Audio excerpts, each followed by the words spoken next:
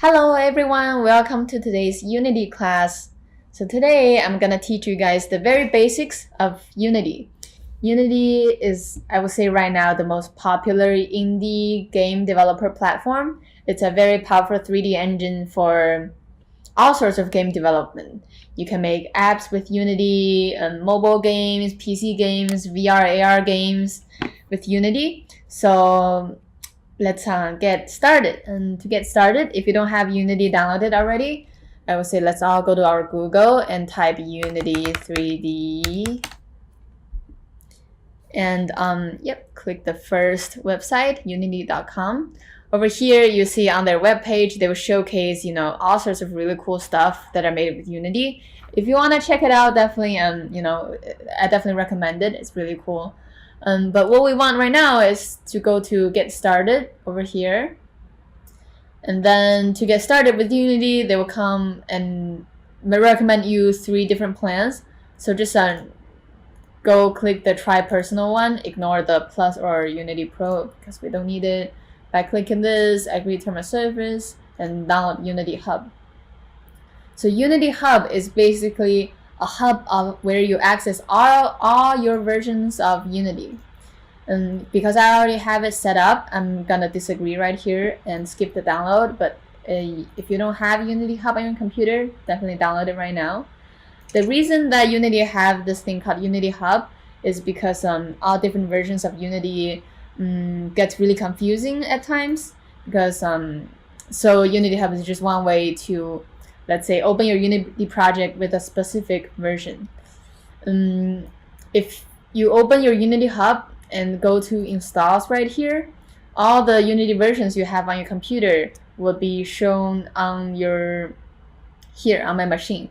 And all the ones that you don't have, you can go to official releases.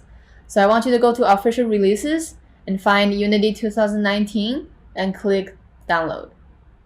And they will ask you what kind of build support you want. If you have enough space on your computer, you can select, everything. Linux, I don't think you need Linux, right? But Mac support, WebGL, that's for exporting a Unity project into the website, Facebook Game Room. But for this specific, different languages even. For this specific tutorial, we're not gonna use all these build supports, so just I would say just uncheck some of these. iOS, Android. I'll leave iOS and Android. Why not? And then give it a minute. After I have Unity 2019 downloaded, it will show up here under installs on my machine. So I want to go to my project and click new. Over here, we can name our project. I'm gonna name it Make Lemonade. But you can make it anything you want. Make sure you remember where the location is. For me, I'm gonna put it on desktop. And Unity version, change it. Yours should be set default to 2019. And I'm gonna change it to 2019. Organization and create project. Give it a second. Okay, so now we have our empty Unity project right here. I'm gonna go over to each window and just explain very briefly how it works.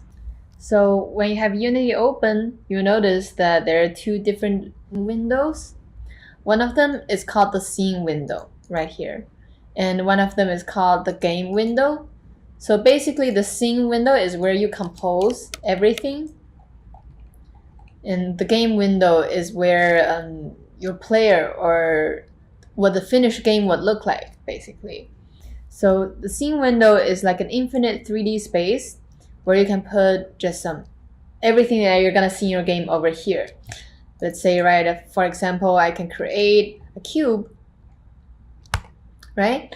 In your game window, your cube is not gonna move because in my scene window, I have my camera right here looking over to a cube. So if I move my camera in my scene window, you see on your game window, you're gonna see some changes. Basically, everything that you see from your camera right here is gonna be rendered on your game window, okay?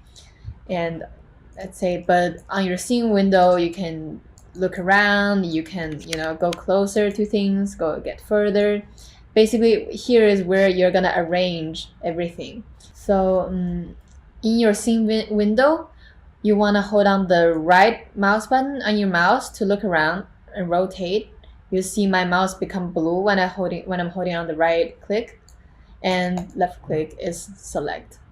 So you select some stuff with left click. And the best way to get around in the scene window is when you have your right mouse button held, press WASD to walk around to get closer and further to stuff. Let's say, for example, I right click here under my hierarchy, create a cube. You can hold down right click and get closer or further away. You can also use the middle mouse button to scroll in and out.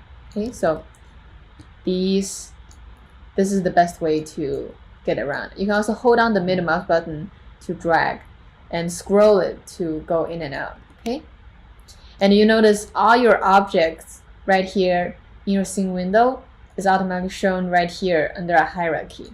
So if I have one cube, I have a directional light, turn it off, it becomes dark.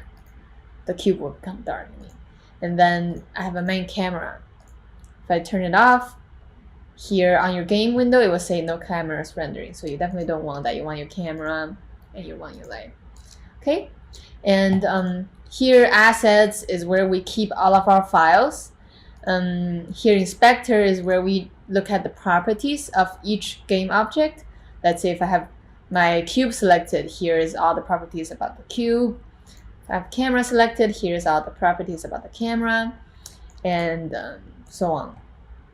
So I'm gonna get started with my robotic lemonade concept. So basically, you're gonna have a lemon tree with infinite numbers of lemons growing bigger and bigger. And when they're ready, meaning when they're big enough, you click on your lemon to collect it into your lemon jar. And that way you make lemonades. The best part about being an indie game developer is that you don't need to, how do I say it?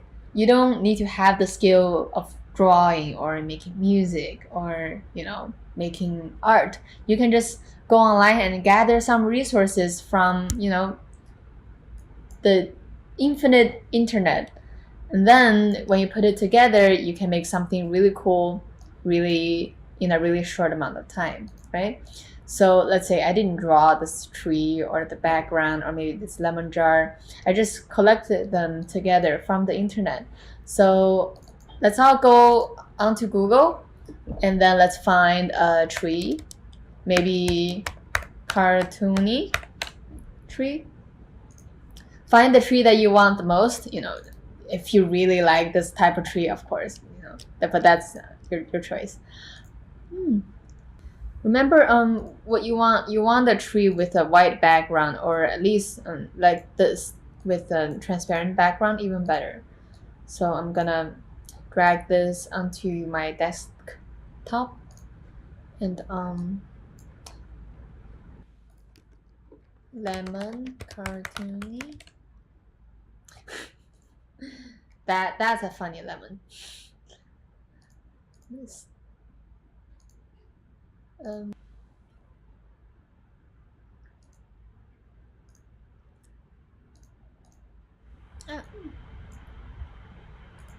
Okay, cool. So if, let's say, one of your assets, maybe your tree or your lemon, don't have the transparent background, but it has like a white background, it will be easy to go to Photoshop and what I would do, I would just use magic wand and select the background and then delete. Okay, just to make it transparent. I'll save it as my lemon.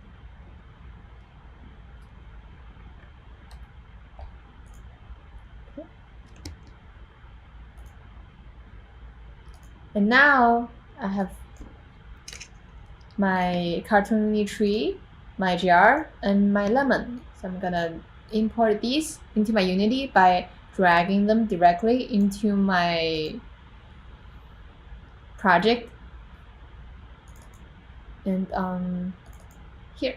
We start working with that. So before I import them onto my scene, what I need to do is that I need to go to over here under texture type. Instead of default, change that to sprite. So a sprite is a 2D game object in Unity. You know how in Unity, apply first. You know how in Unity you can have 3D game object, you can have a cube, you can have a person, you can have a sphere, you know. But right now, this game we're making specifically is a 2D game. So we don't need to worry about anything 3D related. Everything is 2D. And in order for the 2D part to work, you need to transfer into sprites. So once I have it as sprites, I can drag it into my Unity. And boom. Here under game view, you see this big line because my lemon, first of all, is huge. And it's really close to the camera. So the way that you organize your little scene in Unity is that click to select on your, game object, and then you drag them along the XYZ axis like this, or you can go up here, click this, and then you can rotate, control or command Z to go back, click this, you can size, so I'm gonna scale it, and then you can also, so basically you can either click these 4 keys, mostly these 3, to change the position, rotation, and not this one, scale of your object. But the easier way to do that is to press W, E, or R on your keyboard, and then you can change it very freely, If I want to compose it, I don't need to go over here and click again. I can just use W, E, R very freely. So I'm gonna drag my tree, boom, and why is it not showing on the camera? Is it because, see, the camera's viewport is right here and my tree is right here. So always look around in your 3D scene, because from this angle, right, it looks like the tree could be in front of your camera. But if you change your viewport from there to here, then you realize, the tree actually needs to be more left, then more down, maybe more towards the back. And here we have our tree. Okay, and lemon now is way too far back. You need to be in the front. But then, one more quick tip: when you're organizing your scene, you can always select one of your, let's say I can't find my lemon anymore. If you have your lemon selected, press F, and then you'll find your lemon again. So, huge lemon, okay. I don't actually know if this is what lemon trees look like, but, if people enjoy the game, it wouldn't really matter that much. So what I would do is that I will select this lemon, and then I will hit Command D, and then press W, and then move it around. So we have 2 lemons. Command D again, and then move it. Command D is basically duplicate. Now you see on my game view, I see there is the 3rd lemon, but on my camera here in the game view here, you don't really see the 3rd lemon. So let me explain why that would happen. Everything that's rendered have a render order. So every time you select any game object, let's say I selected on the lemon, over here in the sprite renderer, there's an ordering layer. So if you put, let's say, these 3 lemon, if you give it ordering layer like a -1 value, you won't see them anymore because the tree's ordering layer is 0. And now if you give the tree ordering layer a 0, and you give the rest of the lemons a 3, now they will always be rendered in front. So that's a good way to keep, your layer organized. What we want is that we want our tree to be here, and we want all of our lemons to be in front of the tree. That's why in the future, all of our lemons whose ordering layer need to be bigger than the tree's order, which is 0. So I'm going to change them to 1, just be precise. And then now if you drag, let's say, this lemon way back into the scene, you still see it because lemon would always be rendered in front of the tree. What I would do is that I will select 3 lemons and then I will duplicate them, and then I will just make them here. Make them here, maybe that one. Okay, so the way how you organize your lemon is completely up to you, and the way you choose your lemon tree is also up to you. It doesn't even need to be like a conventional looking tree. If you want your lemon to grow out of a cactus, that's completely your choice, you know. Be creative with that, and then yeah. And I'll have my mason jar right here. No, maybe put it like so. Later, all the lemons are gonna just drop right into my mason jar. I'm gonna put it right here. And it's a good practice to rename everything so that it's less confusing, right? Let's say right now my tree is called cartoon trees with branches. It doesn't need to be called that, so I'm gonna go over my inspector, just call it tree. And all my lemons, they're called lemon 1, 2, 3, 4, 5, 8. That's fine. Free mason jar template, I'm gonna change that to jar. Okay, so all of us by now you should have a tree, several different lemons, and a jar. And just for the aesthetic, I'm gonna make the jar's color a little bit more transparent, just like that, so you can see what's behind it. Right now the background is it's the default background by Unity. I'm not a fan of it, so if you're not a fan of it, you should go online and find some, let's say, beautiful field cartoon. Yeah, something like this. Look, even with a rooster. If you want your rooster in the background, you know, be my guest. Ah, this is cute.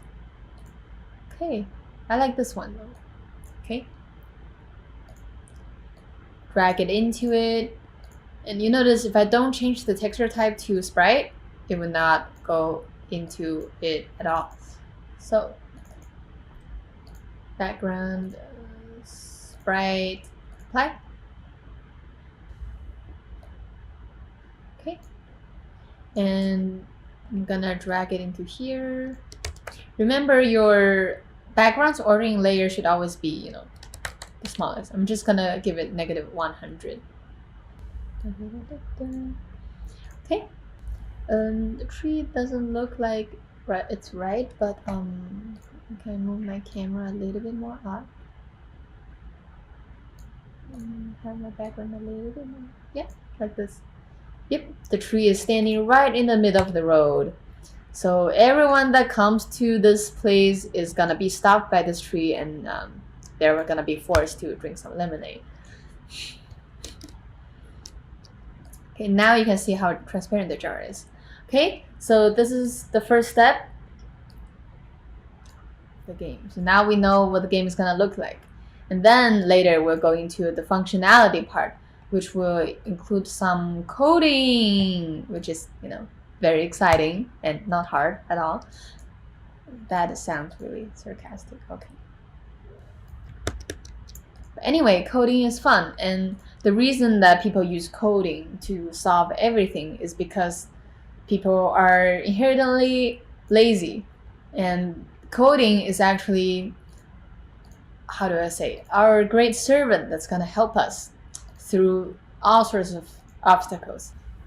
So the next part, what we want to do in this game is that we want the user to click on these lemon, and then they drop into the jar, and then you make lemonade.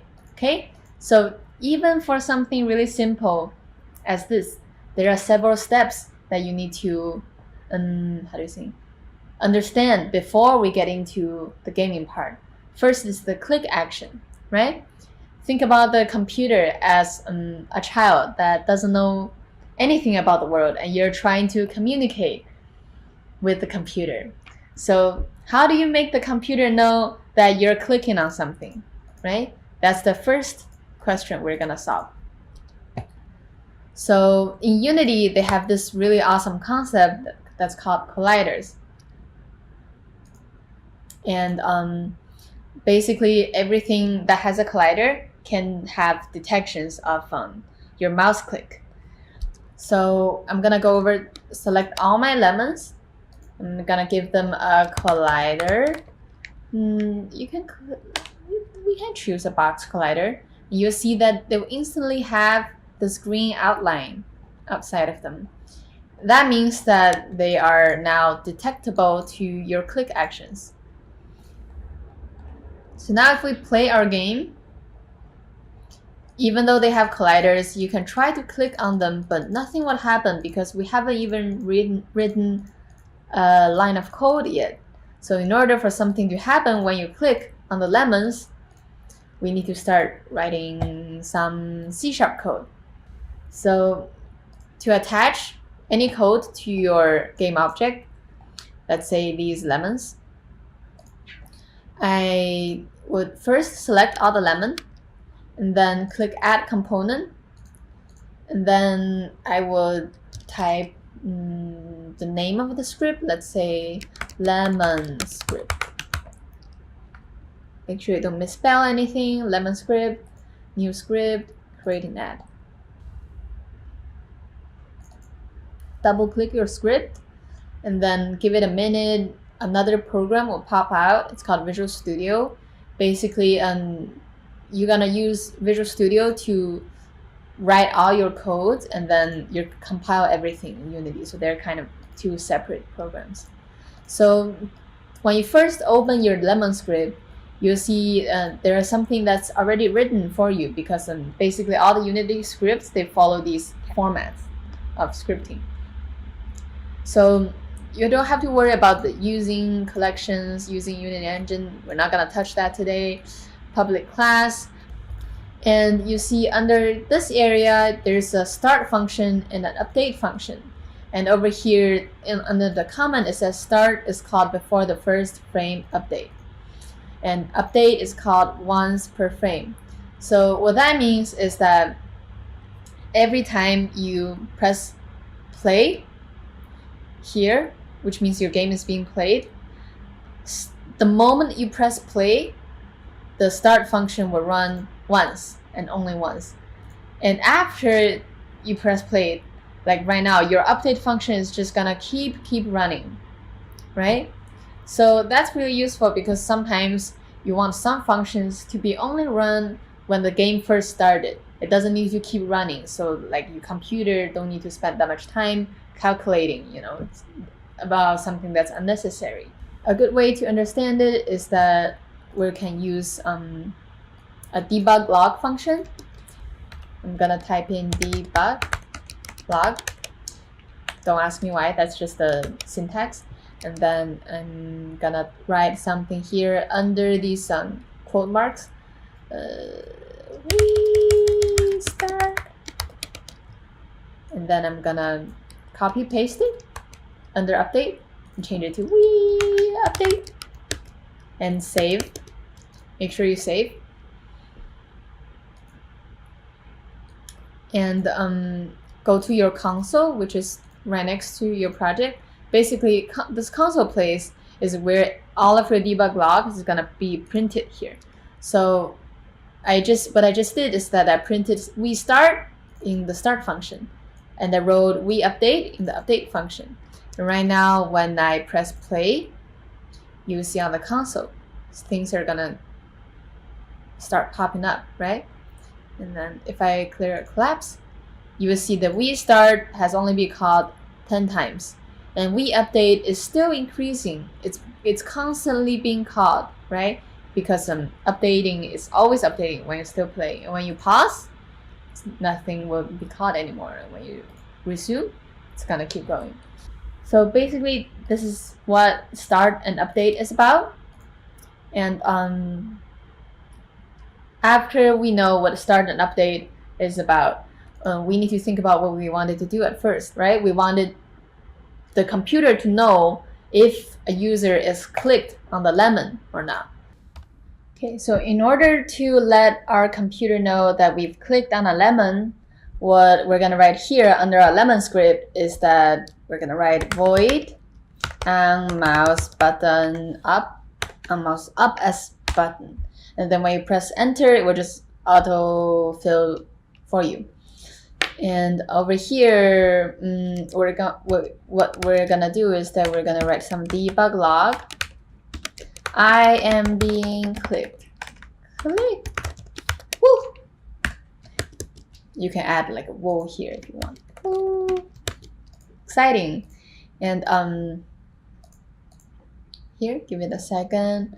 And when you press play, nothing would happen if you don't press play.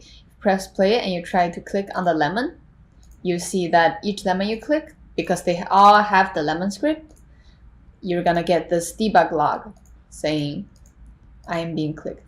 Always a good feeling to see your debug log working, because if you don't, it means something is wrong, and we don't want that.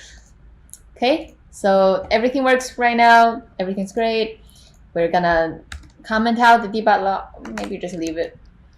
And what we're gonna do next is that after computer already recognized our click on the lemon, we want the lemon to go to a place right here, go to the jar, right? And then that's it. Every time we click on a lemon, we want it to go to the jar.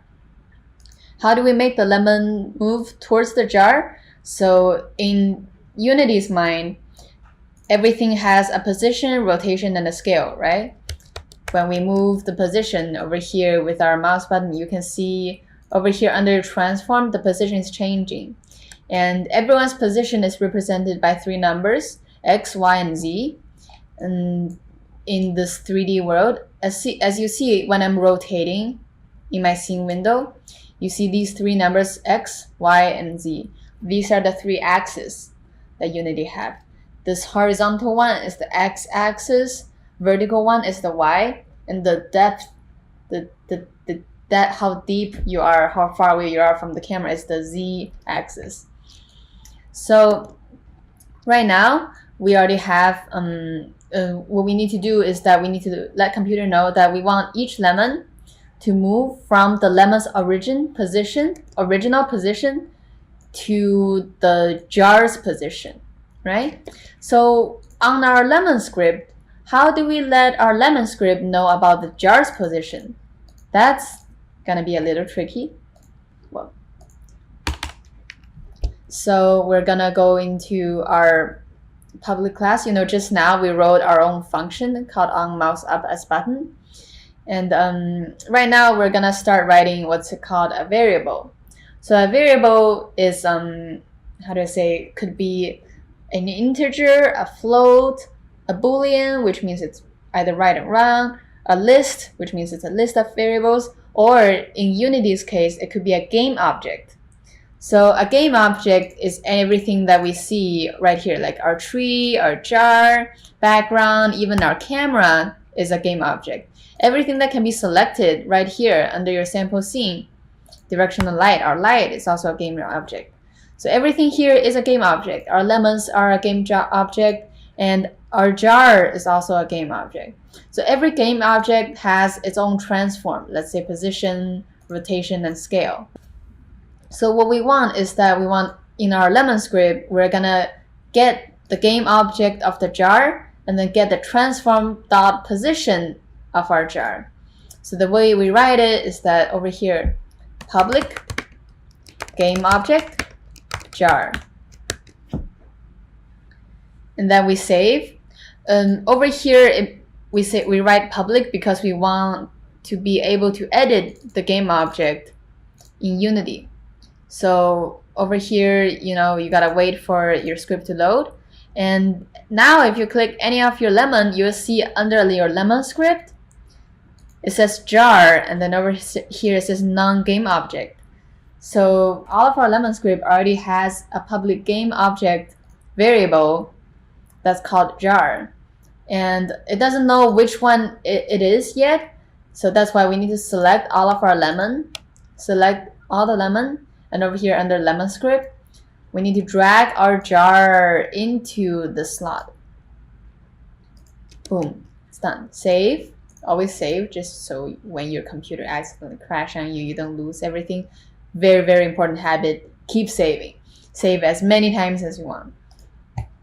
Okay, so now when you click on any of your lemon, you see over here where it says jars, it points to jar, and when you click it, your jar, when you click it, your jar in your game hierarchy gets highlighted, showing you, you know, this is the jar, and this is where the jar information is referred to. So now we've already connected our jar to the jar in the game.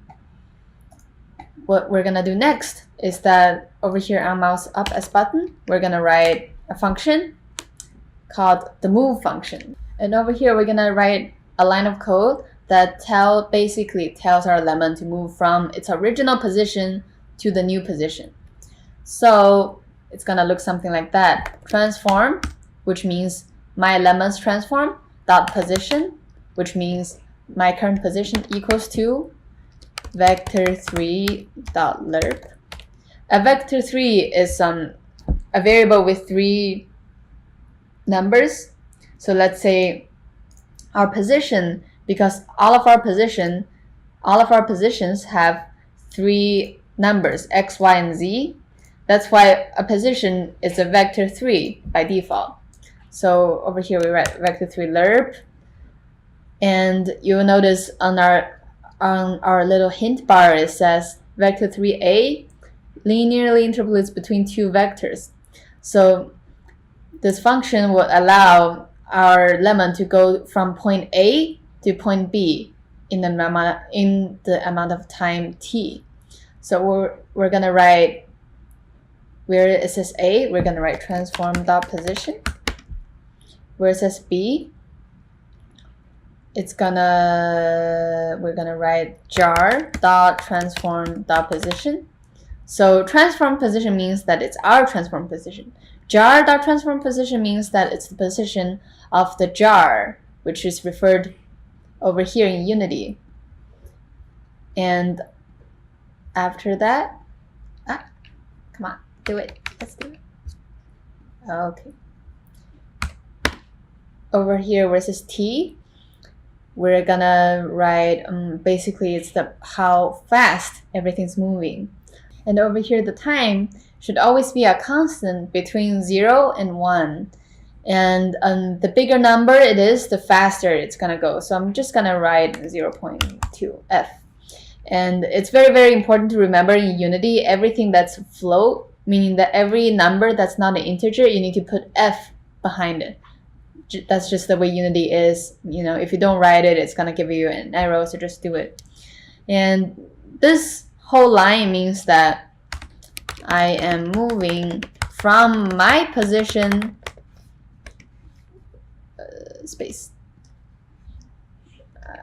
my position to the jar's position. And I can't really leave this line here inside this function because the function on mouse up as button is only called the moment they're being clicked. Okay, so I'm just gonna show you what it would look like if I leave this line under on mouse up as button. Save, go here, click play. It will click it, and they will move. I'll click it, and it will move. Click, move, click, move. So what it does is that every time this mouse up as button is called, this function gets run only once. But if you think about it, the movement of the lemon from where it was to the jar is a constant movement, right? If you only call it for 1 frame in your game, it's only gonna move a little bit. And you don't want that necessarily to happen in your game, right? So what we want is that we should move this whole line over here to update function. Remember what update was? Update is the one that always loop, okay? But if I only have this line here in my update and without anything else, let's see what will happen. If we press play, all the lemon will just go into the jar right away, right? Let's do it again. Too fast. And the reason that's happening because this whole line in update is just always running. But what we want is that we want it only to run when we have a mouse button clicked, right? So in that way, we're adding a condition to this line of code. We want this line of code to only run if something happened. If this condition is fulfilled, then move this line of code here. I'm gonna decrease the speed because it was going really fast. And so the tricky part comes. What is the condition here? The condition is that my lemon is being clicked. So how do I let it know that the lemon is being clicked? So in this case, it will be really, really useful for us to write a Boolean. So the way you create a Boolean is the same way you create a game object. You go over under where we just created our game object, and you type public bool, and I'm gonna call this Boolean am I being clicked. Okay, so every Boolean has only two possible outcomes, true or false. So think of Boolean like a switch, and every Boolean's default value is always false. So right now, am I being clicked is always false. So just remember that. That's, I think, the same in almost all the programming languages. So over here, under our mouse up as button, we can, guess what we're gonna do? We're gonna set our Boolean to true. So over here, I'm gonna type our Boolean, am I being clicked? And then if you don't wanna type the whole thing, just press enter. It will just automatically fill for you. Equals to true. And can you guess what we're gonna put in the if statement? Yes, we're gonna put if am I being clicked equals to true, then we're gonna run this function. So over here, am I being clicked equals to true. And you see it gives this yellow outline because, oh, I accidentally forgot about one. Yeah, if you wanna check if anything is equal to anything in the if statement, you should always write two, equal marks instead of one. That's just the way it is. But you can also just delete this whole part if am I being clicked. This is a faster way, a shorter way to say it in the if statement. It basically means the same thing as equals to true when it comes to Boolean, but you can do it in both ways. Both ways work. Okay, so now if we go into our lemon game again, I will click, and each of them will just go to the jar. Woo! Isn't that fun? Turn it off, play it again.